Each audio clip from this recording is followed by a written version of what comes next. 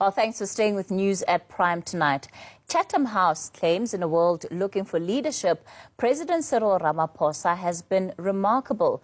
The think tank adds Ramaphosa has been widely praised for displaying decisive leadership that many had hoped for when they cast their ballot for him in May 2019.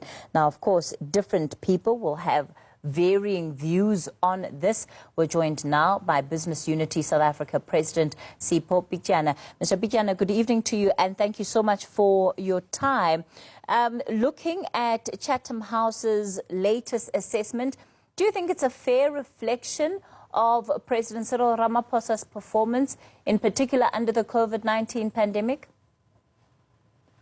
Cathy, good evening to you and your viewers. And indeed, first of all, I must commend the announcement that the President made this morning with regard to the economic recovery plan. Hopefully we'll come back to that. I do largely share the view that, but given the fact that the President has had to navigate a very tricky and difficult set of circumstances, recovering from the post-state capture years, the intricacies of a corrupt state that has been systematically disabled, engaging with varied views from within his own cabinet and party with regard to the direction of things, which of course he has to carry with if he is to execute on those policies effectively. The handling of the COVID-19 crisis has not been without its shortcomings, but overall, as business, we feel that he has consulted us extensively. We've been heard, and he's taken very decisive measures to help us navigate a very, very tricky situation. And of course, we now are looking up to him to work with him to ensure that we continue to build and getting the economy back on its feet. You spoke about a difficult period post-state capture.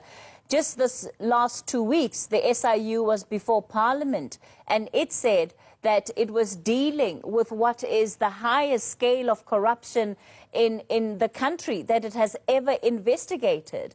Now, that certainly is not encouraging, and it doesn't paint a picture of a state that is truly reforming and winning the fight against corruption. Cathy, if at the instance of seeing the back of President Zuma and his cohort with President Ramaphosa taking over, we ever imagined that marked the end of corruption in the state system, then we must tell ourselves that we must have been most naive, because the state capture was a systematic disablement of the state system, entrenchment of not only the culture, but agents of corrupt activities, which persisted and continued long after President Ramaphosa took office, in the first instance taking over the remainder of President Zuma's tenure, and then coming in this period. That the state has been thoroughly compromised, whether you look at law enforcement, administration of regulations in the economic sector. Everything about it has been to ensure sustained enablement of corruption to thrive. It should reassure us as a nation that some of these agencies are beginning to crack down on this, and we're beginning to see SIU speak the way it does, because not so long ago, there would be low levels of trust in their real commitment to do this. What they are saying is that we as a nation should not be naive. The depth of the state capture continues to live with us, and we have to be systematic in rooting it out. And for as long as it's entrenched there, it is going to continue undermining our ability to execute on the dreams and aspirations of our people. The president, of course, ultimately becomes the individual that is responsible, that must be held accountable for what takes place under his presidency. And of course, notwithstanding that whatever issues, at least some of them could well be historic. We saw just this past week, the president seemed hard-pressed to take any action against the health minister, despite the controversy around the allegations in his department. Well, more to the point, I would have expected the Minister of Health to have taken action. After all, he is part of a government and an ANC that has pronounced itself as committed to taking firm action against corruption.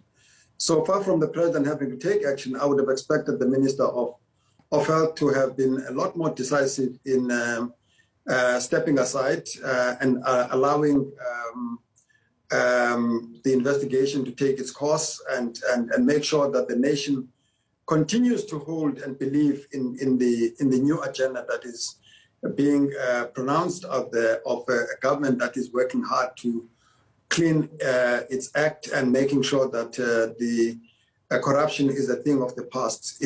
Those are the examples and signals that we are looking for. At the end of the day, he's not there anymore, and he's been placed on special leave. One would have hoped that they would have taken a much stronger position in that regard. But certainly, we are beginning to see the dividends that come with some of the decisive actions that were taken in changing leadership at the National Prosecution Authority, at SARS, restructuring of the crime intelligence, and all those kinds of security structures. There's a long way to go still. And I think that he has provided some oxygen for some of these things to begin to be driven.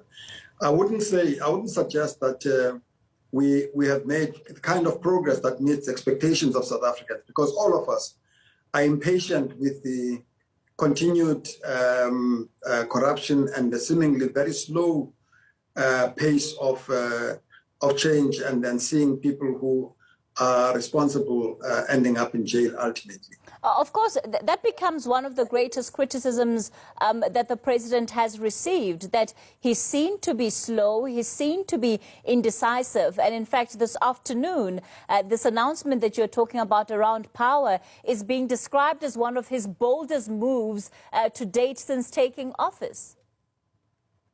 Absolutely. I mean, if we start with the criminal justice first, I think that many of us feel that things should have moved faster, but we should also recognize the point that he keeps making consistently, that we must allow the criminal justice system acting within the framework of the law, and the law that tends to take long anyway under the best of circumstances to do so, and that he must not be seen to be interfering with those processes.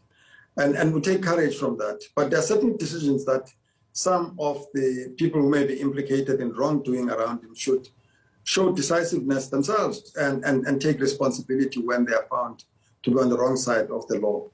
And indeed, with regard to this decision that he announced today, it's incredible. I mean, we are very excited as business. We're very pleased that he's taken the decision. It is long overdue.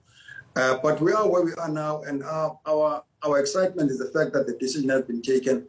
It's one of a number of policy commitments that government has made with regard to unlocking infrastructure in order to crowd in investments and accelerate the growth of an economy that has tremendous potential, as we have seen in the past. Just this past hour, I was in conversation with political economist Mr. Mwelezi Mbeki, and he described government as being incapacitated, not having the right skills to be able to turn this economy around, and not really taking advice or even implementing advice from experts on multiple issues that the country is facing. What are your views on that? That fundamentally, the state doesn't have the capacity to change the situation that we're in? Well, the president is the first one to make the point that one of the biggest problems that we face as a country is the weak capacity of the state across the various areas. In terms of the economic agenda that has preoccupied a large part of his engagement with us at NEDLEC, we have had detailed discussions about why it takes so long to have water licensing and approval of environmental permits, take excessively long to and releasing of various forms of licenses, whether it's mining licenses and other things like that. Certainly, we've had detailed discussions with some of the senior civil servants in the meetings and senior cabinet ministers in the meetings. He clearly is very impatient about that, but it does speak to the extent to which the state has been disabled, which is a point that we discussed much earlier on. So where he is keen to have an urgent movement on things, the state is just so boggled by incapacity and incompetence in certain key and critical areas. And we do need to address that and fix that. With this announcement that was made today, all of us sit nervously and hoping that the sense of urgency that he has emphasized in moving with the approval of the regulations. I hear Minister Mantashe makes the point that applications must come in, and let's see how fast these would be approved. I hope it's a promise that these would be approved at an appropriate speed, because energy is the gateway to the recovery of this economy. If we can resolve that, it would unlock so many other things. Is this the beginning of the end of Eskom's monopoly? Well, any oligopolistic structure in any economy, to the extent that Eskom is not healthy for the economy. I mean, it's a huge risk. We have Eskom as a 95% supplier of our electricity requirements as a nation. That's huge concentration. So with Eskom failing, the entire economy fails and the entire country fails. So it just is such a no-brainer that we need to diversify. And this is not about privatization, by the way. This is about ensuring that we have diversity in generation. And indeed, we must debate about diversity in transmission and distribution of energy. We must make sure that we don't put our eggs in one basket, because when that basket falls, all the eggs go. And we can't afford that. The lights would go off, the entire economy would go off, and therefore life as we know it would be a very different place. So this move does underscore the fact that the risk of an Eskom failure and what it represents in the economy is just unsustainable, and nobody would want to invest in an economy like that. So this is a dramatic step. It's a catalytic move, if you like, in terms of where we are going with regard to recovery of this economy. You'll recall, Cathy, that in NEDLAC, one of the first things that we agreed was exactly the electricity plan and the Eskom, which included Eskom, to look at social partners, business, labor, government, and the community constituencies agreed on what we needed to do to ensure that we restore the security of electricity supply. Business Unity South Africa's President Sipho Pityana, let me thank you for your time tonight.